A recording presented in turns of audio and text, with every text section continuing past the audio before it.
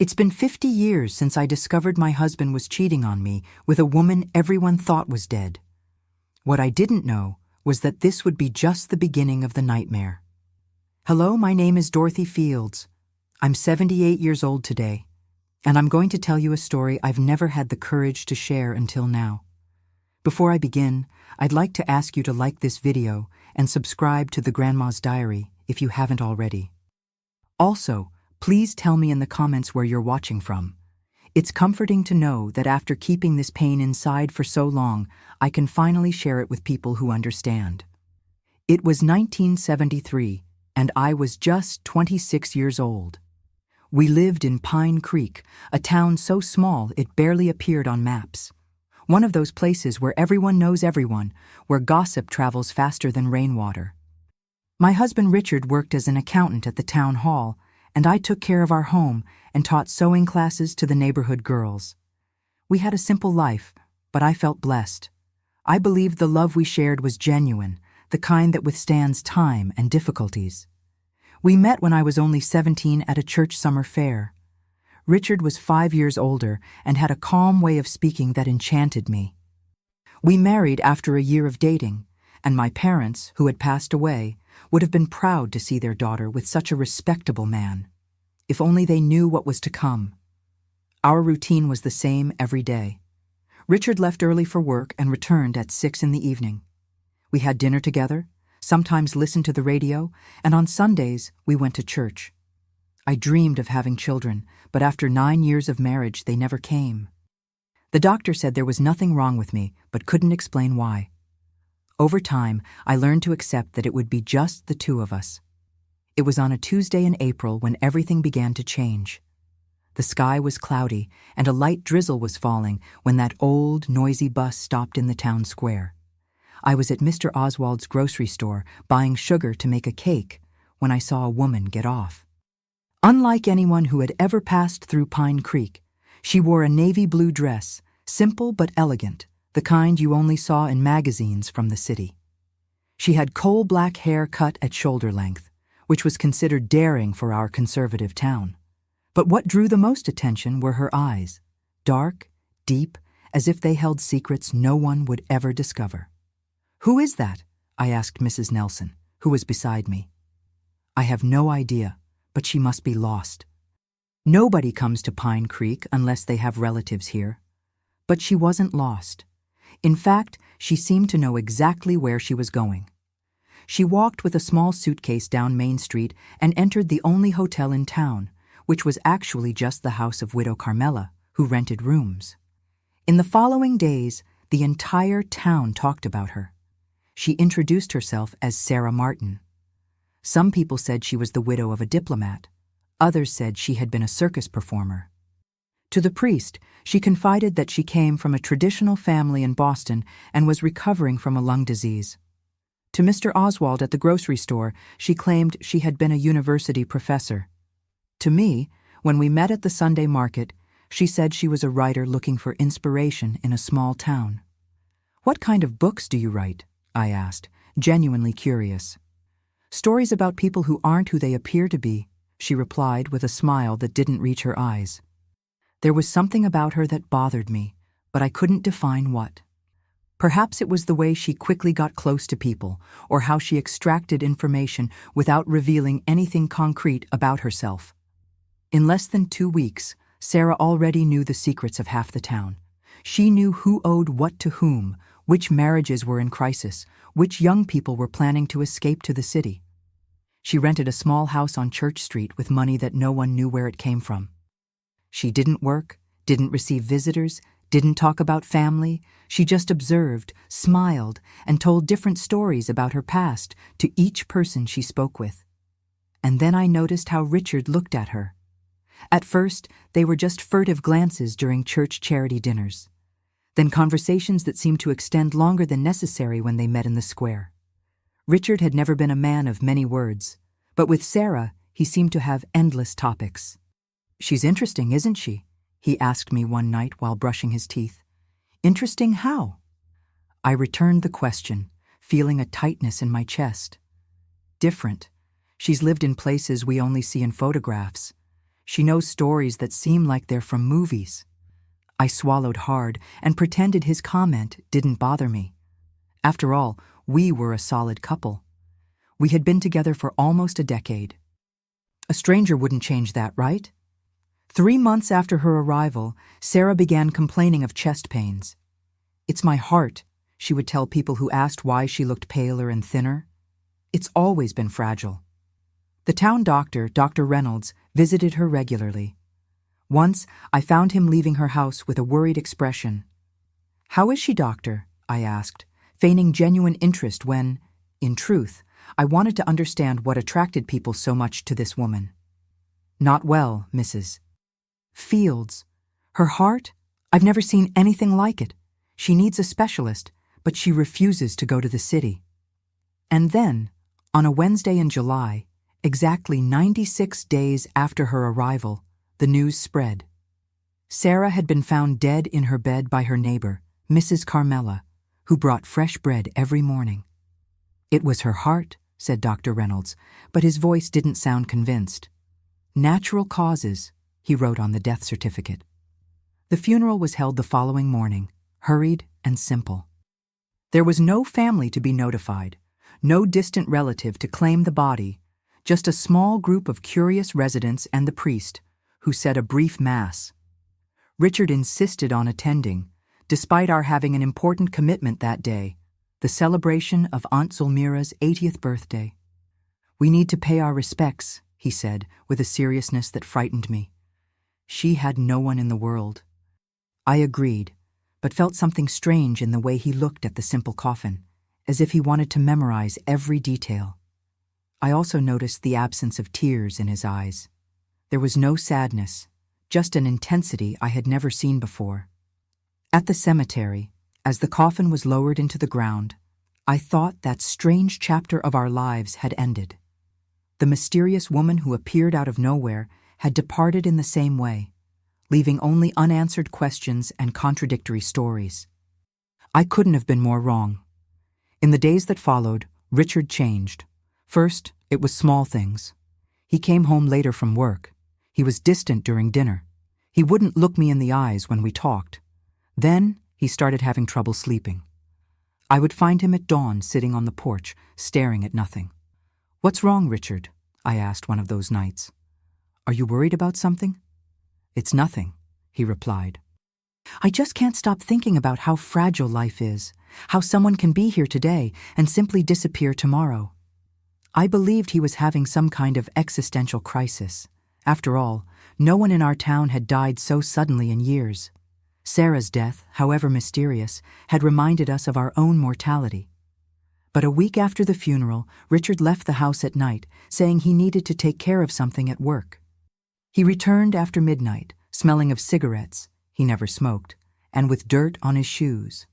The next morning I found a receipt for flowers in his jacket. "Did you buy flowers for someone?" I asked casually during breakfast. He hesitated for a second, then replied, "For Sarah's grave. I stopped by yesterday. It looked so abandoned." That bothered me. Why would my husband be bringing flowers to the grave of a woman we barely knew? But I swallowed the question along with the bitter coffee. Perhaps it was just kindness, I thought. Richard always had a soft heart. But then he began visiting the grave regularly, once a week, then twice, then almost every night. He would leave wearing cologne and the shirt I had ironed with extra care, the one he only wore on special occasions. "Why do you dress up so much to go to the cemetery?" I finally asked, unable to hide the suspicion in my voice. "Respect, Dorothy. It's a matter of respect." But it wasn't respect I saw in his eyes as he prepared to leave. It was anxiety, anticipation, like a young man before his first date. And when he returned hours later, there was a satisfaction on his face that I hadn't seen in years in our marriage. That's when the doubts began to eat away at me from the inside. Were they just visits to a grave, or was there something more that I wasn't seeing? But how could there be anything more? Sarah was dead, buried, just a memory in the minds of Pine Creek residents. Or not. Richard's visits to the cemetery became more frequent and longer. August arrived with a suffocating heat, the kind that silences even the cicadas. And with it came an even deeper change in my husband's behavior. One night, I woke up alone in bed. The clock showed 3 a.m. Richard's side was empty, the sheets cold. I got up, frightened, and walked through the house in the dim light. No sign of him. The car wasn't in the garage. A middle-of-the-night trip to visit a grave. It made no sense at all. I went back to bed, but sleep had already gone. I lay looking at the ceiling, feeling a knot in my throat that grew with each minute. When the sky began to lighten, I heard the car. I pretended to be asleep. I felt the mattress sink with his weight, and even with my eyes closed, I could smell the woman's perfume on his clothes. The same perfume Sarah used to wear. "Where were you?" I asked the next morning while serving his coffee. "I had insomnia. I went for a drive to clear my head." "Until 3 a.m.? He looked at me in surprise, perhaps not expecting that I knew the exact time of his absence. I ended up falling asleep in the car near the river. I needed to think. Think. That was always the excuse, but I knew there was more. The smell of perfume, the wrinkled clothes, the way he avoided my gaze. After almost 10 years of marriage, I knew every expression, every gesture, every silence. And everything told me that Richard was lying. In the days that followed, I began to notice other details. Objects that changed places in the house. A red lipstick I found fallen behind the sofa. I never wore red lipstick. A dark blue silk scarf under the car seat. Small clues that alone might not mean anything, but together formed a disturbing mosaic. "Richard, I need to ask you something," I said one night as he prepared for another of his outings. "What is it?" he replied, adjusting his tie in the mirror without looking at me. "Are you seeing someone else?" He stopped. For a moment, I saw his face in the reflection pale. Then, slowly, he turned to me with an expression that mixed surprise and indignation. "How can you think that, Dorothy? We've been together for almost 10 years. You're the only woman in my life." In that instant, I almost believed him. Almost. But there was something in his eyes, a fleeting shadow, that told me those words were empty. "Then why do you go out every night? Why do you come back smelling of perfume that isn't mine? Why did I find this in the car?" I showed him the blue scarf.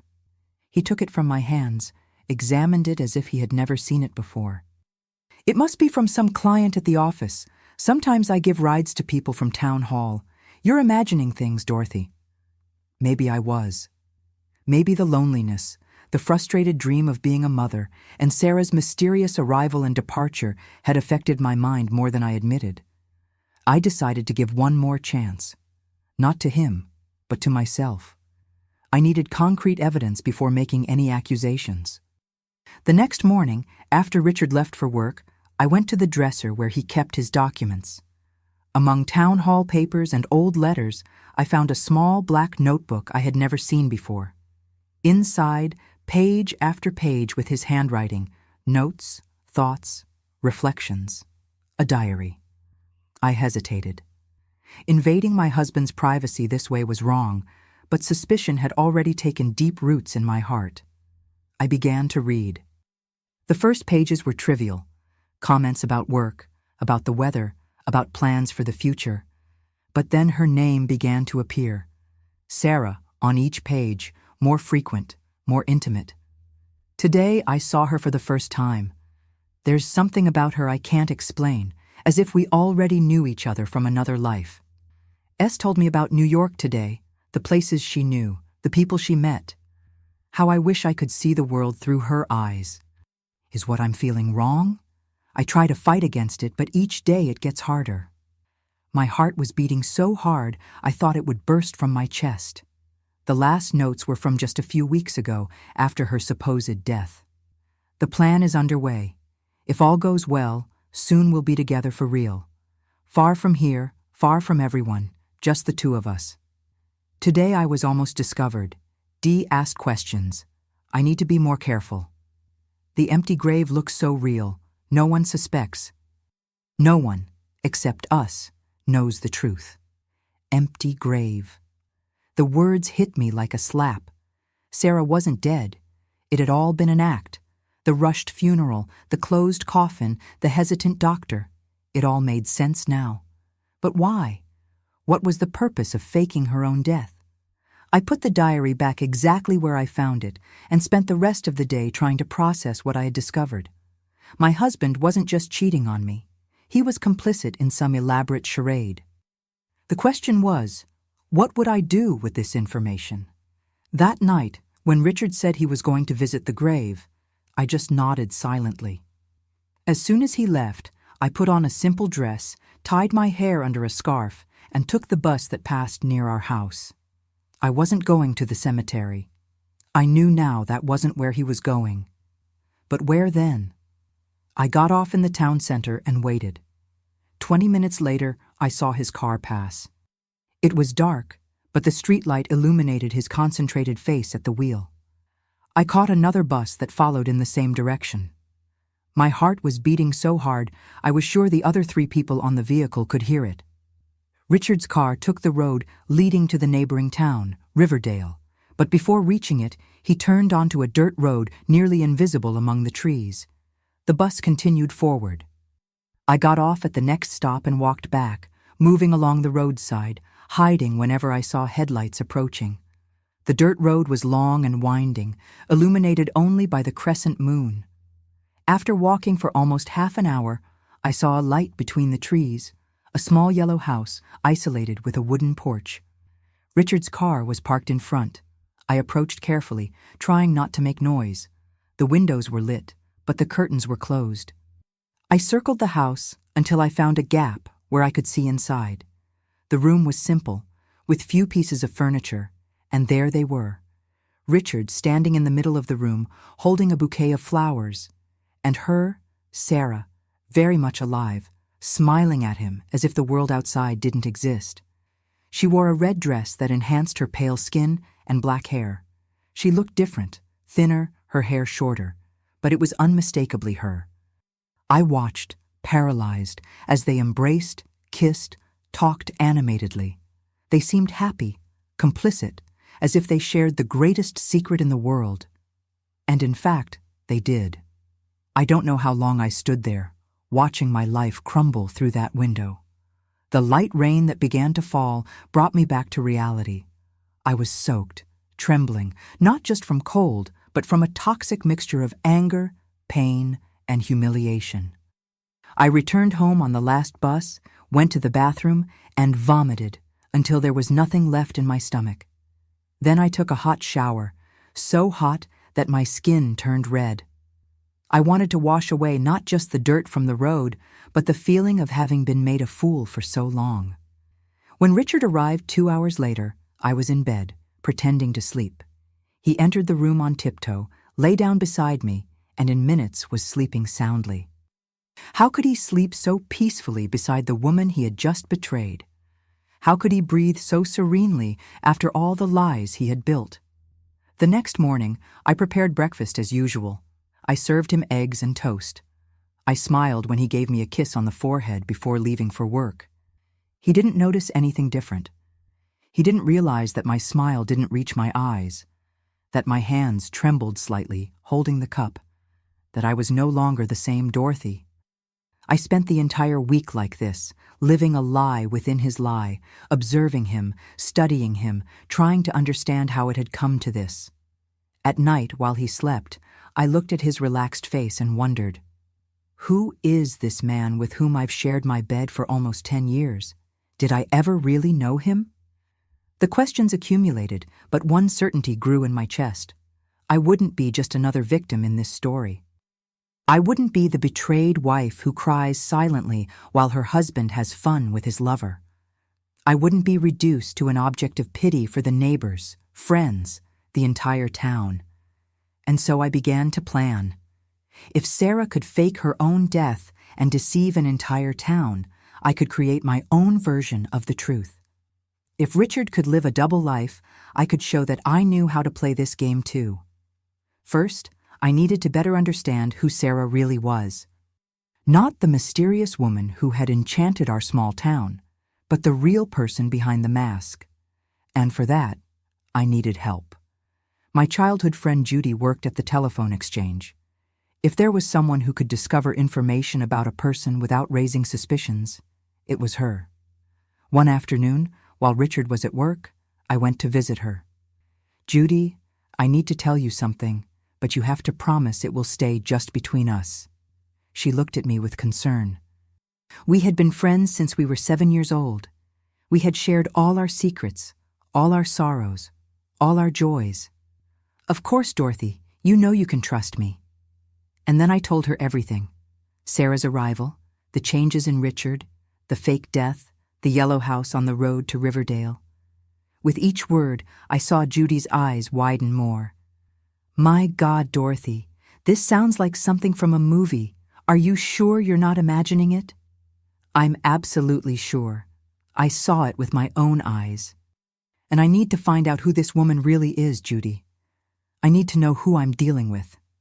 Judy hesitated for a moment, then nodded. "I'll help you. But what do you plan to do when you find out?" I looked out the window, at the small square where children played under the watchful eye of their mothers, at the normal world that continued turning while mine collapsed. "I don't know yet, but I won't be just a victim in this story, Judy. That I promise." 3 days later, Judy appeared at my house with an envelope. Inside were newspaper clippings from distant towns.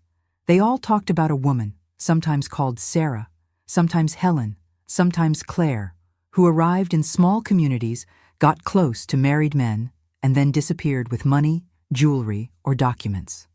"She's a con artist, Dorothy.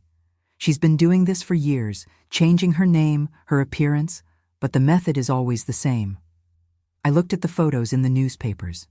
In all of them, despite the differences in hair, makeup, posture, the eyes were the same, those dark, deep eyes that seemed to see through people. And what about the fake death? Has she done that before? At least twice that I could discover, in Oakwood and in Spring Hill. In both cases, she disappeared with money from the town hall. It seems she has a contact who produces fake death certificates. Fake death certificates. Richard worked at the town hall, had access to official documents. Was he that contact, or was he just another victim of her scam? Thank you, Judy. You don't know how much this means to me. And now? What are you going to do? I looked again at the newspaper clippings, at the faces of the people who had been deceived by Sarah before me. Men, women, entire families destroyed by her passage. I'm going to do what they should have done. I'm going to reclaim my dignity. After discovering Sarah's true nature, I felt as if a veil had been removed from my eyes. Suddenly, small details that didn't make sense before fit together like pieces of a macabre puzzle. Richard's night outings, the increasingly elaborate lies, the money missing from our bank account, everything pointed to a devastating conclusion. My husband wasn't just a man in love with another woman, but a conscious accomplice in her scams. It was late August 1973, and the suffocating heat seemed to reflect the fire growing within me. It wasn't just anger or jealousy, it was a deep indignation, a feeling of having been not just betrayed, but ridiculed. While the entire town believed in the tragic death of the mysterious outsider, she and my husband laughed at our naivety in their little yellow house on the road to Riverdale. One afternoon, while cleaning Richard's home office, I found a locked metal box at the bottom of a drawer. The key was hidden inside a book on the shelf. The Great Gatsby, the novel about betrayal he had given me as a gift on our 5th wedding anniversary. The irony was almost painful. Inside the box, I found what I was looking for. Town hall documents with the official letterhead, blank papers signed by the town doctor, who I later discovered had a gambling debt to Richard, and a considerable amount of money. But what really left me speechless was a handwritten letter with the delicate handwriting I already knew from notes found in the car. "My dear R, everything is ready for our departure. The money from the town hall account will be transferred next week. When everything is complete, we'll take the train to Chicago and from there to Canada, where no one knows us. I know it's difficult to leave everything behind, but think about the life we'll have together, away from this suffocating place. As for Dee, don't worry. She'll find her way, as she always has. You yourself said she's strong, stronger than she appears. Perhaps we're doing her a favor, freeing her from a marriage that no longer has love. 3 days after the transfer, I'll be waiting at the usual place. Don't be late, my love. Our new life awaits. Eternally yours, S. I read and reread those words until each one was branded in my mind like a hot iron. She'll find her way. A marriage that no longer has love. Our new life. Each phrase was a blow, each word a stab. They weren't just planning to run away together, they were going to take public money. Money that, if discovered, would put Richard in prison for years. I put everything back exactly as I found it. I closed the box, returned the key to the book. On the outside, I remained the same Dorothy as always. The dedicated wife, the friendly neighbor, the woman who smiled while preparing dinner for her husband. Inside, something had broken forever. That night, while Richard slept beside me, I did the calculations. The letter mentioned next week for the money transfer. Knowing the town hall procedures, that meant the following Friday, when the municipal employee's payment was processed. That gave me exactly 5 days to act. The next day, I asked Judy to find out which train to Chicago left our town 3 days after Friday. She didn't ask questions. Perhaps she already knew what I was planning, or perhaps she simply trusted that I knew what I was doing. The train leaves at 2:30 p.m. from the Central Station, she told me later. It's the only one that connects with the international line that day. I thanked her with a tight hug. I had everything I needed to know. On Thursday, the eve of the transfer, Richard came home later than usual. He seemed tense, distracted. He barely touched the food I had prepared with such care. "Is everything okay at work?" I asked, feigning innocence. Yes, just a bit tired. Tomorrow is payday. There's a lot of paperwork to organize." Paperwork? Was that how he referred to the embezzlement of public funds he was about to commit? The ease with which he now lied impressed me. How many other lies had I swallowed over the years, believing in his sincerity? "Tomorrow I'm going to visit my aunt in Blue Hill," I announced casually while washing the dishes. "She hasn't been feeling well. I'll probably stay there until Sunday." I saw a flash of relief pass through his eyes. My absence would facilitate his plans. "Of course, dear. Send my regards." "Won't you miss me?" I asked, forcing a playful tone in my voice that threatened to break. He approached, kissed my forehead, that cold kiss that I now recognized as part of his act. "I always miss you when you're not around." One more lie for the collection. I swallowed the lump in my throat and smiled. The next morning, I packed a small suitcase with some clothes and the important documents I had kept since the beginning of our marriage. My birth certificate, our marriage certificate, the deed to the small house I inherited from my parents in Blue Hill that Richard never knew I maintained. "Have a good day at work," I said, kissing him at the door like any normal morning. "See you Sunday night." He nodded distractedly, already thinking about the day ahead, the money he would soon have in hand, the new life he planned far from here, far from me. As soon as his car disappeared around the corner, I ran to the phone and called Judy. "Is everything ready?" I asked breathlessly. "Yes, the room is prepared. You can come whenever you want." Instead of taking the bus to Blue Hill, as Richard believed I would, I went to Judy's house on the other side of town. From there, I could observe the movements at the town hall without being seen. I spent the entire day at the second-floor window, watching the comings and goings of people, waiting. Around 5 p.m., I saw Richard leave the building with a black briefcase under his arm. He walked hurriedly, looking around as if afraid of being followed. He got into the car and drove off in the direction of the road to Riverdale. "It's today," I murmured to Judy, who was beside me. "He's already taking the money to her." "Are you sure about what you're going to do, Dorothy? There's still time to change your mind." I looked at my childhood friend, at the concerned face I knew so well. I've never been more certain of anything in my life. That night, I didn't return home. I slept in Judy's guest room, planning every detail of what I would do next. It wasn't just a matter of wounded pride. It was about regaining control of my life, about not being the passive victim of a cruel scheme anymore. On Saturday morning, I put on my best dress, a light blue one that Richard always said matched my eyes. I tied my hair in an elegant bun and applied red lipstick I had never worn before. I looked in the mirror and barely recognized the woman staring back at me.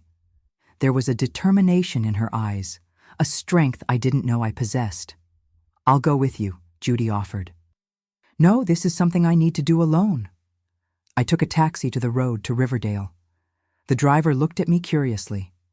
It wasn't common for a well-dressed woman to ask to be dropped off in the middle of the way, where there was nothing but trees and the dirt road that extended to the right.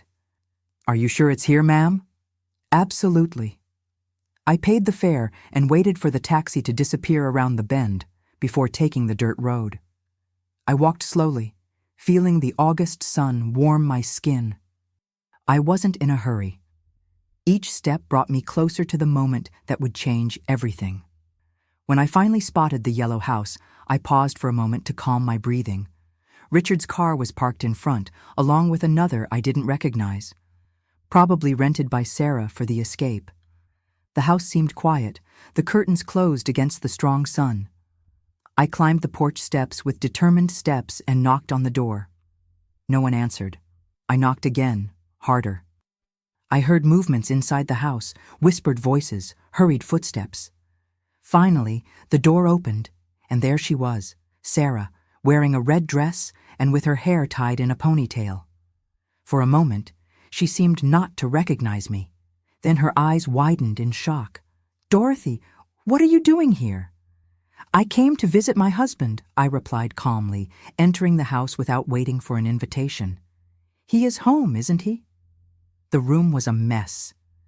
Open suitcases, scattered clothes, documents on the table, preparations for a hasty departure. Richard came out of the back room, pale as a ghost when he saw me. "Dorothy, weren't you in Blue Hill?" "Clearly not," I replied, looking around. "Seems I interrupted something. Are you moving?" The silence that followed was so dense I could almost touch it. Richard and Sarah exchanged glances, trying to decide how to handle this unexpected situation. "Dorothy, I can explain," Richard began, using that conciliatory tone that always worked with me. "You don't need to. I already understand everything. The fake death, the secret meetings, the town hall money, very creative, I must admit." I saw the shock on their faces. They didn't expect me to know so much. "How?" Sarah began, but I interrupted. "How did I find out? Does that matter? What matters is that I know exactly who you are, Sarah. Or should I say Helen, or Claire, so many names, so many towns, so many victims." She took a step back, as if she had been slapped. "I don't know what you're talking about." "Oakwood, Spring Hill, and now Pine Creek. Always the same trick, isn't it? Seduce a man with access to money, fake your own death to escape possible suspicions, and then flee with him and the money to the next scam." Richard was looking at me as if he had never seen me before. Perhaps he never had. He had never seen the real Dorothy, the woman who now stood before him, without fear, without submission. "The train to Chicago leaves tomorrow at 2:30 p.m., I continued. "From there to Canada, where no one knows you. A new life away from this suffocating place, as you wrote in your letter." "You went through my things?" Richard finally found his voice, indignation replacing the initial shock. I laughed, a laugh that surprised even myself, bitter, cold, humorless. "That's what worries you? That I went through your things?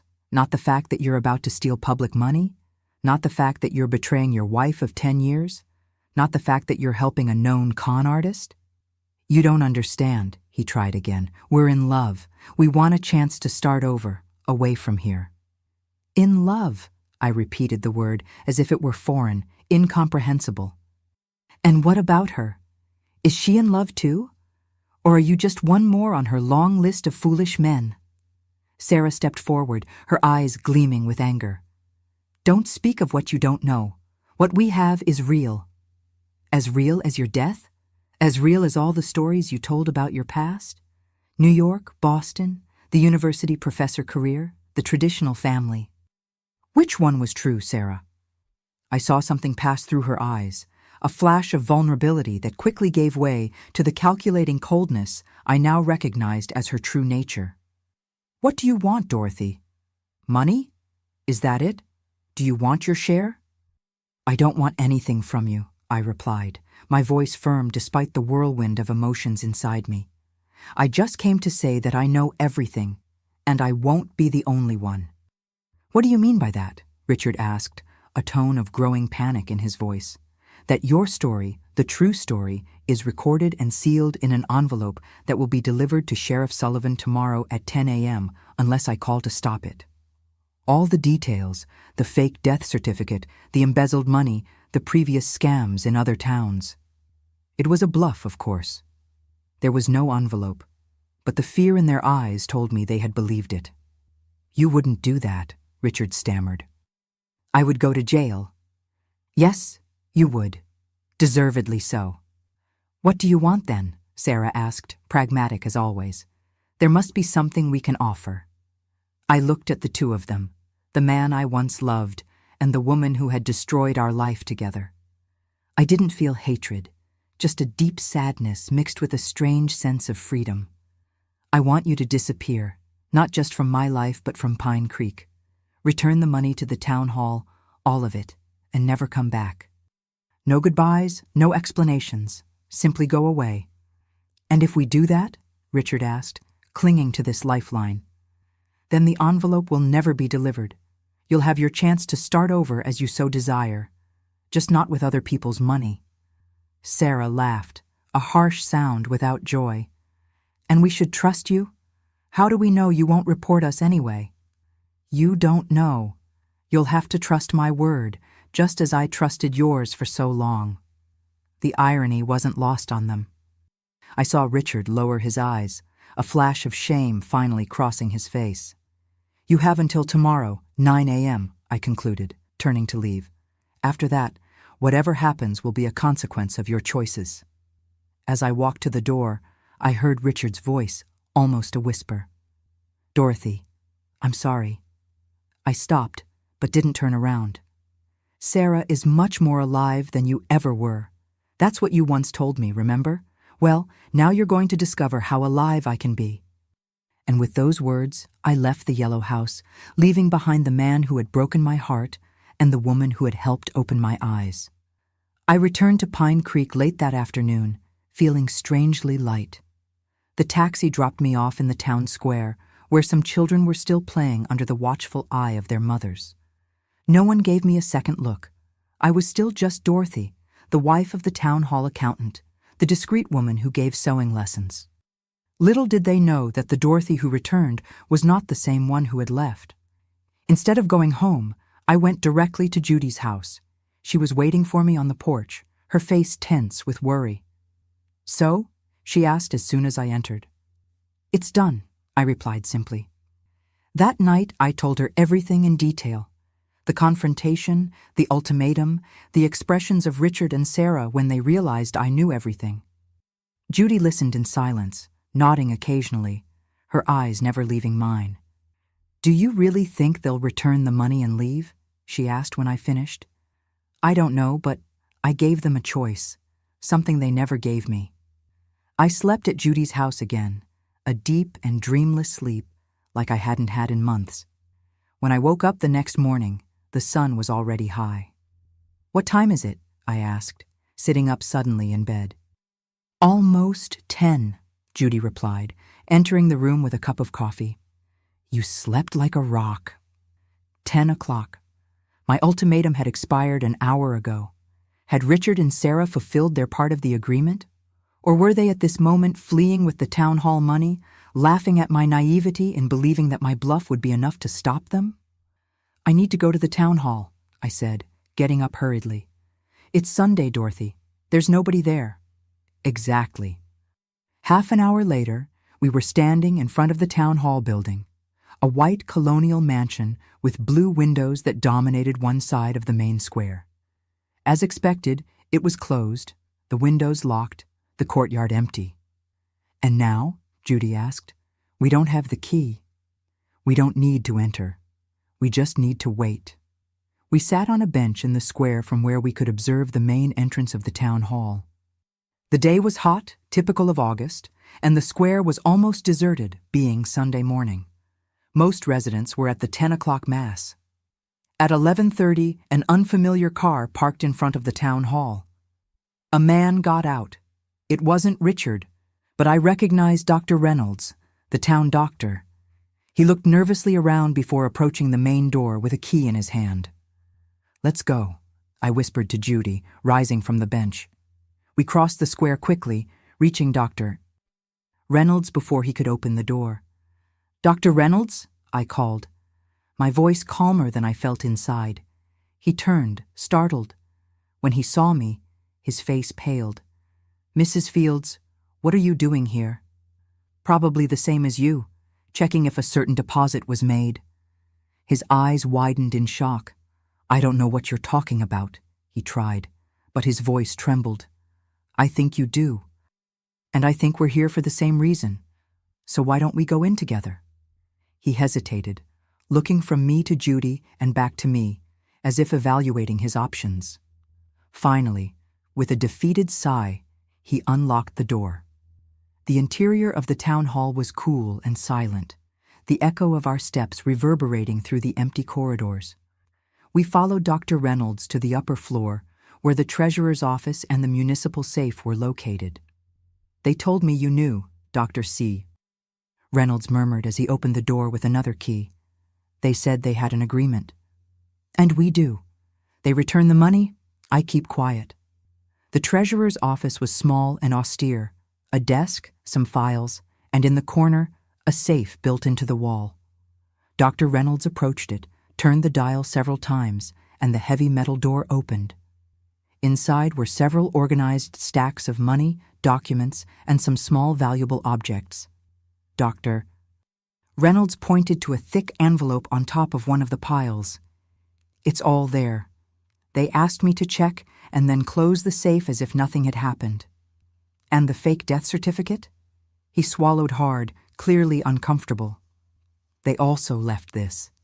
He extended another, thinner envelope. "It's a letter confessing that I collaborated. They said you would know what to do with it." I took the envelope, feeling its insignificant weight in my hands. A piece of paper that could destroy a man's career and life. "Why did you do this, doctor? Why did you help with that whole charade?" Dr. Reynolds lowered his eyes, the shame visible in every line of his face. "Gambling debts. Richard found out somehow, and he offered to settle everything if I helped. It was just signing a paper. I thought it wouldn't hurt anyone. But it did. I know that now, and I'm ready to face the consequences if that's what you decide." I looked at the envelope in my hands, then at the broken man in front of me. Dr. Reynolds wasn't a bad man. He was weak, perhaps easily manipulated, but not cruel. And in the end, he had done the right thing, coming to return the money as promised. "We all make mistakes, doctor," I said finally, tearing the envelope into small pieces. "The important thing is how we choose to correct them." The relief on his face was immediate and profound. "Thank you, Mrs. Fields. I don't know how—" "Don't thank me. Just make sure this never happens again." After confirming that all the money was indeed in the safe, we left the town hall as discreetly as we had entered. Dr. Reynolds left in his car, and Judy and I walked back to her house in silence. "What are you going to do now?" she asked when we were sitting on the porch, drinking lemonade to alleviate the midday heat. "Now," I replied, watching the slow movement of the town on the lazy Sunday, "I'm going to disappear." The next morning, Monday, I did exactly what I had planned. I left the house before Richard woke up, leaving only a simple note on the kitchen table. "I know you fulfilled your part of the agreement. Now I'm fulfilling mine. Don't look for me."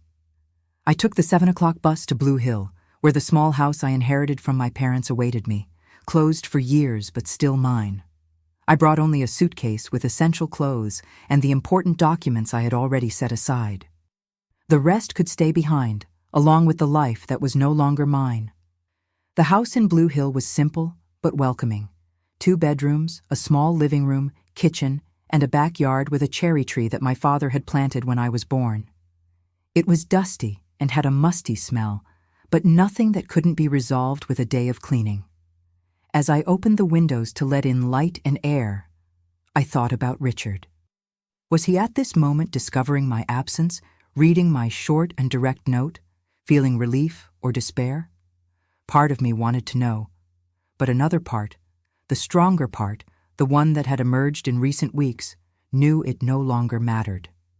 What Richard felt or didn't feel was no longer the center of my world. I spent the following days reorganizing the house and myself. I cleaned, tidied up, threw away what no longer served. It was as if I were doing the same with my life, discarding what was broken or worn out, keeping only the essential, what really mattered. On the third day, the neighbor next door, Mrs. Gertrude, knocked on the door with a still warm cornbread. "I heard you had returned," she said with a frank smile. "Welcome back, child." Child. I was 26 years old, had been married for almost 10 years. But for Mrs. Gertrude, who had known my parents and watched me grow up, I would always be little Dorothy. "Thank you, Mrs. Gertrude. It's good to be back. Are you staying long?" "Actually, I think I came to stay." She looked at me curiously, but didn't ask more questions. In Blue Hill, unlike Pine Creek, people respected others' space. If I wanted to tell my story, I would do so in my own time. A week after my departure, Judy came to visit. She brought with her not only news from Pine Creek, but also my sewing machine and some fabrics I had left behind. "Richard is desperate," she told me, as we had coffee on the porch. "He went to the police station, searched hospitals, asked about you at every house in town. No one knows where you are, except me, and I don't intend to tell." And Sarah disappeared completely. Some say they saw her boarding the train to Chicago alone, but no one is sure. It's as if she never existed. I nodded, not surprised. Sarah was an expert at appearing and disappearing without leaving traces. It was her modus operandi, after all. And the town hall money? Did anyone discover anything? No. Everything seems normal. Whatever you did, it worked. I looked at my friend, feeling a wave of gratitude for her unwavering loyalty. I didn't do anything but give them a choice. In the days that followed, I began to make plans for my future in Blue Hill. The house needed repairs, and my savings wouldn't last forever. I needed to find a way to earn money. That's when I remembered the sewing classes I used to give in Pine Creek. I had always had a knack with needle and thread, and the young women in town came to me to learn how to make their own dresses, curtains, tablecloths.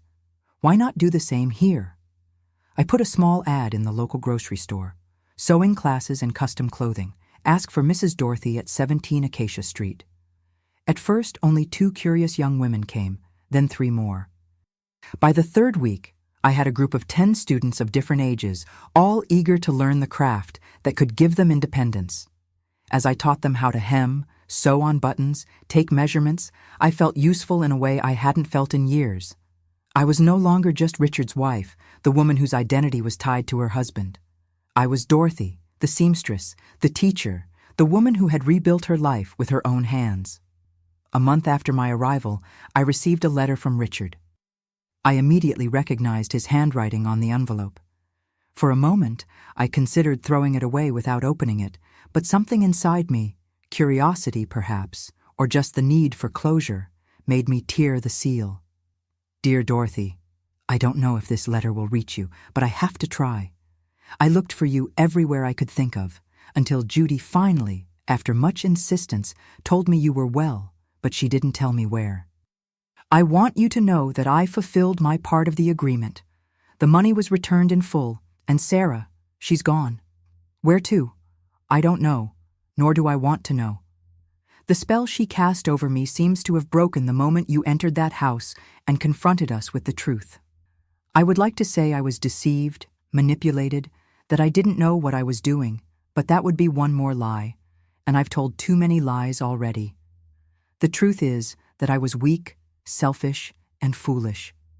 I let myself be carried away by promises of a different life, of emotions that our marriage in its comfortable routine no longer provided. I'm not asking for forgiveness. I know I don't deserve it. I just wanted you to know that I'm sorry, not just for what I did, but for what I failed to do, value the extraordinary woman I was lucky enough to marry. Wherever you are, I hope you found the peace and happiness you deserve. Always yours, Richard. I read the letter 3 times, trying to feel something. Anger, sadness, any emotion that would tell me these words still had power over me. But all I felt was a strange sense of closure, as if a long and painful chapter of a book had finally come to an end. I carefully folded the letter and put it in the dresser drawer along with other documents from the past. I didn't respond. There was nothing to say that hadn't already been said in that yellow house on the day I finally found my voice. 2 weeks later, I received another unexpected visit. It was Dr. Reynolds, the doctor from Pine Creek, looking nervous and out of place on my porch. "Mrs. Fields," he began, hat in hand, "I hope I'm not bothering you." "Not at all, doctor. What brings you to Blue Hill?" "I came to bring news that I thought you would like to know." I invited him in and offered coffee, which he accepted gratefully. Sitting at the kitchen table, he finally revealed the reason for his visit. Richard left Pine Creek yesterday. He resigned from the town hall and departed on the morning train. He said he was going to start over somewhere where no one knew him. The news didn't surprise me as much as it might have. Pine Creek was too small to contain Richard's secrets and shame. "Thank you for letting me know, doctor, but I confess I don't know how this affects me now." He nodded understandingly. "I imagined you would say that, but there's more. Before leaving, he asked me to deliver this to you if I ever discovered your whereabouts." He handed me a thick envelope. Inside, I found legal papers. Richard had transferred to my name the house in Pine Creek, the car, and a considerable amount of money he kept in a bank account I didn't know about. "He said it was the least he could do," Dr. Reynolds explained. "He said he didn't deserve anything of what you had built together." I looked at the documents, feeling a mixture of emotions I couldn't name. It wasn't money I wanted from Richard. It never was. But there was something symbolically just about that final gesture. "What do you plan to do?" Dr. Reynolds asked. I looked around at the small sunlit kitchen, at the backyard where the cherry tree was beginning to bloom, at the table where my students gathered every afternoon to learn a craft that would give them independence. "I'm going to continue living, Doctor." That's what we always do in the end. When Dr. Reynolds left, I stayed on the porch watching the sunset paint the sky orange and pink. I thought about Pine Creek, about Richard, about Sarah, about all the pain and betrayal that had brought me here. And for the first time, I felt nothing but gratitude, because without that pain, I would never have discovered my own strength. I would never have learned that I could lose everything, husband, home, status, security, and still survive. Not just survive, but rebuild. Not just rebuild, but flourish. Like the cherry tree my father planted, whose deep roots kept it firm even in the most violent storms. I too had roots. Roots that Richard, Sarah, and all the others couldn't see. But that sustained me when everything else collapsed. And so it was, on that porch in Blue Hill, at 26 years old, that I truly began to live. Not as someone's wife, not as the victim of a deception, but as Dorothy. Just Dorothy, whole in herself. 50 years have passed since those days in Blue Hill. Half a century since I chose to be reborn from the ashes of a marriage destroyed by lies. That young 26-year-old Dorothy, betrayed and humiliated, became the woman I am today. A 78-year-old lady with wrinkles that tell stories, hands calloused from work with needle and thread, and a heart that learned that the deepest wounds, when healed, can transform into the source of our greatest strength. The first years in Blue Hill were of silent reconstruction. My sewing classes prospered beyond what I could have imagined. What began with a few curious young women transformed into an informal school that attracted women from all neighboring towns. I taught them more than just sewing. I taught them that their dreams could be woven with their own hands, that independence was a dress that fit everyone. In 1975, 2 years after my arrival, I used the money Richard had left me to buy an empty store on Main Street. I painted the facade light blue, installed large windows so natural light would flood the interior, and hung a simple sign, Dorothy's Atelier, Fashion and Sewing. It was a clear risk. The women of Blue Hill and surroundings weren't accustomed to buying custom-made clothes. Most sewed at home or used ready-made pieces from the larger stores in the city. But there was something about the idea of unique pieces created especially for each body, each personality, that captured their imagination. It started with party dresses, graduations, weddings, important birthdays. Then came personalized school uniforms, work clothes, baby layettes. Each piece that left my atelier carried a small golden button in the inner seam. My discreet signature, my way of saying, "A woman who was reborn made this for you." In 1977, I hired my first employees, 3 former students who had stood out not just for their talent with the needle, but for their dedication to the craft. We pooled our savings and bought industrial sewing machines, which allowed us to increase production without sacrificing quality. For the first time, I saw myself not just as a craftswoman, but as a businesswoman. It was during this time that I met Michael, a 40-year-old widower who had a carpentry shop across the street. He made the special hangers for the atelier, the wooden mannequins, the shelves that displayed our imported fabrics. At first, our relationship was strictly professional, punctuated by brief conversations about the weather or town events. But then, on a rainy June afternoon, he appeared at the atelier after closing time. I was alone doing the day's accounting when I heard the soft knock on the door. Michael was drenched, holding a package protected under his coat. "Sorry to show up like this," he said, raindrops running down his face. "But I finished this today and thought you might like to see it." The package contained a sewing box, the most beautiful I had ever seen, made of 3 different types of wood with compartments perfectly sized for spools, needles, scissors, and buttons, and a lid with my name carved in delicate letters. "It's extraordinary," I murmured, running my fingers over the carving. "Like you," he replied, and then, seeming embarrassed by his own boldness, added, "Your work, I mean. What you do with fabrics and threads is extraordinary." I invited him for coffee to dry off and warm up before going home. 1 coffee became 2, and the conversation extended into the night. We talked about our childhoods, our passion for crafts, the dreams we still had. He told me about his wife, Mary, who had died of pneumonia 5 years earlier, leaving him with a 12-year-old son. I told him about Richard. Not all the sordid details, but enough for him to understand that I too carried scars. "I think we all break at some point," he said, looking at his hands calloused from working with wood. "The question is, with what glue do we choose to mend ourselves?" That night was the beginning of something I hadn't planned, hadn't sought, but that blossomed naturally, like the cherry tree in the yard. Michael and I became friends, then confidants, and finally, very slowly, something more. Our romance was discreet, respectful, built on a foundation of mutual admiration and shared understanding of the pain of loss. His son, Peter, initially looked at me with suspicion, which was understandable. Loyalty to a mother he barely remembered manifested as resistance to any woman who might take her place. I didn't try to force a connection. I didn't try to be a substitute. Instead, I invited him to the atelier. I showed him how the sewing machines worked. I taught him to distinguish different types of fabric just by touch. To my surprise, he was interested.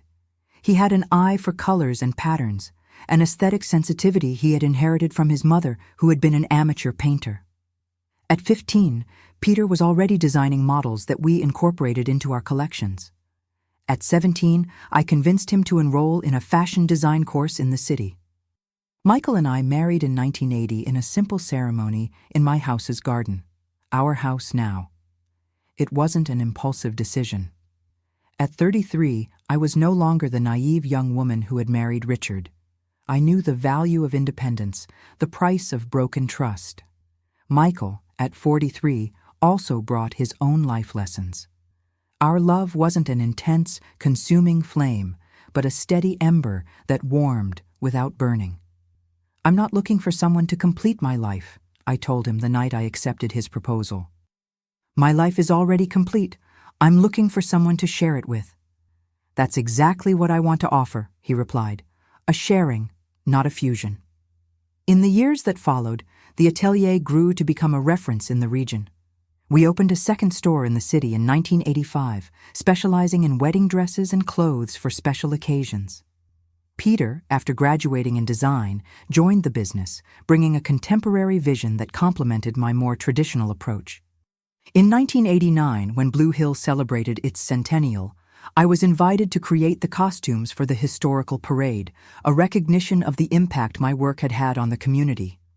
50 models paraded down Main Avenue, each representing a decade of the town's history, each created in my atelier. It was during the preparations for this celebration that I received an unexpected letter. The envelope had a foreign stamp, Uruguay, and the handwriting was unfamiliar. Inside, I found 2 pages of thin paper covered by a delicate feminine handwriting. Dear Mrs. Fields, my name is Eliza Mendez, and until recently, I was known as Sarah Martin. I don't expect your forgiveness, nor do I intend to justify what I did to you and to so many others over the years. I am writing because, after a life of deceiving and manipulating, I recently found myself confronted with my own mortality in a way I cannot fake or escape. I've been diagnosed with terminal cancer. The doctors give me 6 months at most.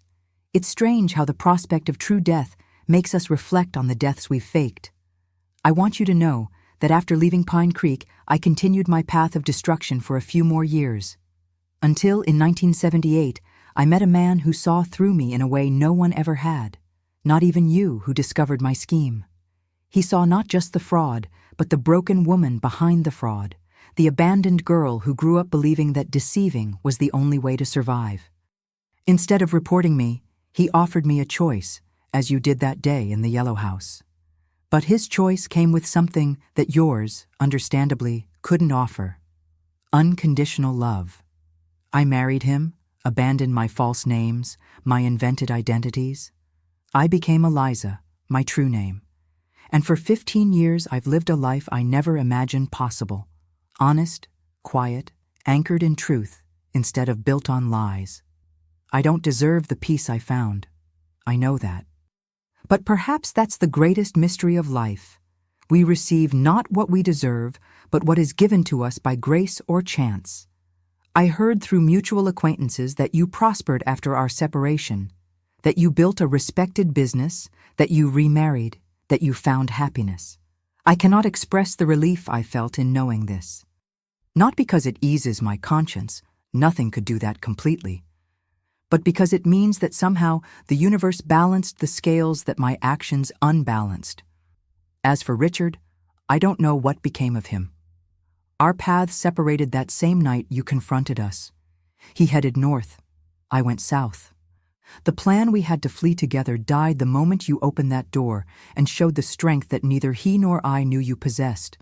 I'm not asking for a response to this letter. In fact, it might be better if you don't respond.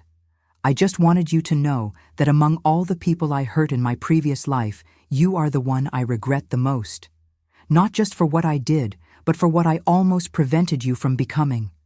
With respect and repentance, Eliza, formerly Sarah. I read the letter several times, sitting in the small office at the back of the atelier. I tried to feel anger, resentment, any remnant of the hatred I once nurtured for that woman. But all I found was a strange sense of closure, as if a circle that began to be traced decades ago had finally been completed. I didn't respond to the letter, as she herself suggested. Perhaps it was better that way. But that night, sitting on the porch with Michael, I told him the whole story, the details I had omitted before, the most painful and shameful parts. He listened in silence, holding my hand in his.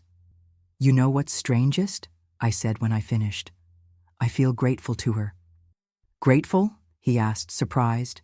If it weren't for Sarah, for all that pain, I would never have discovered what I'm capable of.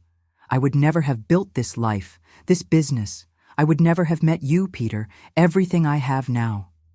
Michael smiled, that gentle smile that was the first thing I noticed about him.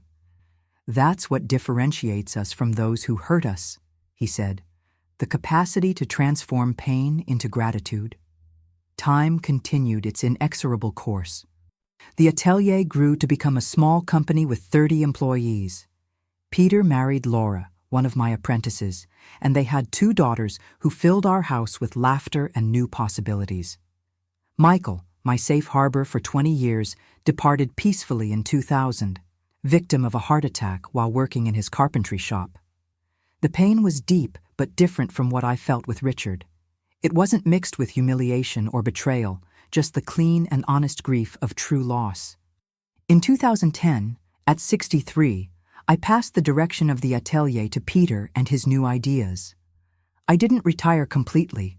I still showed up every day, advised special clients, created pieces for important occasions, but the day-to-day business was in younger and equally capable hands.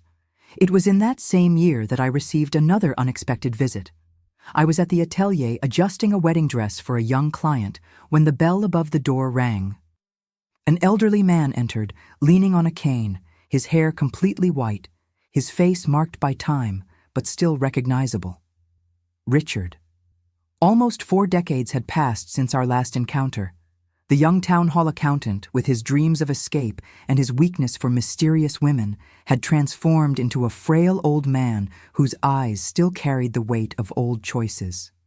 "Dorothy," he said, his voice trembling, "sorry to show up like this. I heard about your success, your atelier. I wanted to see it with my own eyes. I asked the bride and the assistant to give us a moment. I led Richard to the small garden in the back, where we kept a table and chairs for summer days. You look beautiful," he said as he sat down with difficulty. "Time has been generous to you." "Time has nothing to do with it," I replied. "It's the choices we make that determine how we age." He nodded, accepting the indirect without protest.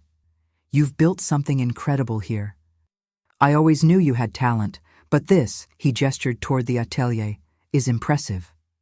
What brings you here after so long, Richard?" He lowered his eyes, studying his own age-spotted hands. "I'm dying, Dorothy. Lung cancer, terminal stage. I didn't come to ask for anything, not forgiveness, not reconciliation. I just wanted to see you one last time, to tell you that you were right." "Right about what?" "About everything. About being more alive than I ever imagined. About rebuilding your life from nothing. About being strong when it seemed impossible." I looked at that broken man, not by disease but by the weight of his own choices, and felt a wave of compassion I hadn't expected. "What happened to you, Richard, after Pine Creek?" He then told me about the years that followed our separation, how he wandered from town to town, working temporary jobs, never really settling anywhere, how he married twice more, but never found the stability we had. How in the last 15 years he had worked as an accountant in a small factory in Chicago, living a modest and anonymous life. "I never found another Sarah, thank God," he said with a sad smile. "But I also never found another Dorothy." When he finished his story, we sat in silence for a long moment, only the sound of birds and the distant buzz of the atelier filling the air. "You know what's ironic?" I finally said. "That betrayal, all that pain, was the best thing that could have happened to me." "How so?" "It forced me to find a strength I didn't know I had. It taught me that I could lose everything, husband, security, status, and still survive. Not just survive, but thrive." Richard nodded slowly. "I always suspected that in the end, even without wanting to, I had liberated you instead of destroying you." I offered him tea, which he accepted with gratitude. We talked for another hour, not as ex-husband and ex-wife, not as betrayer and betrayed, but as 2 travelers who had traveled very different paths and now met briefly to share road stories. When he rose to leave, leaning heavily on his cane, I asked, "Did you ever see her again? Sarah?" "No," he replied, looking at the horizon. "But I received a letter from her many years ago from Uruguay. She was dying too." I didn't tell him that I had also received a letter. Some coincidences are better kept as personal mysteries. Richard died 3 months later. I found out through an obituary in a city newspaper that Peter used to read. I didn't go to the funeral. There was no reason to. Our story had ended decades before in that yellow house by the roadside. And now, at 78, sitting on this porch, looking at the atelier I built, at the trees I planted, at the life I wove with my own hands, I can finally tell this story without pain accompanying every word. Time doesn't heal all wounds, as they say, but it teaches us to carry our scars with dignity. If Richard and Sarah taught me anything, it was this: that sometimes we need to lose everything to discover who we really are. That the most painful betrayal can be the gateway to the deepest freedom. That in the end, no one can break us completely unless we give them the pieces of ourselves. And so, dear viewers, I end my story, not with tears or resentment, but with the wisdom of someone who learned that our capacity to be reborn from the ashes is greater than any fire others may light in our path. If you liked my story, please don't forget to like this video and subscribe to The Grandma's Diary. I would love to know where you're watching from, so leave your city in the comments, and if you have a story of overcoming to share, I'll be happy to read it. Thank you for listening to me today, for allowing this old lady to share such an intimate piece of her life with you. Until the next story.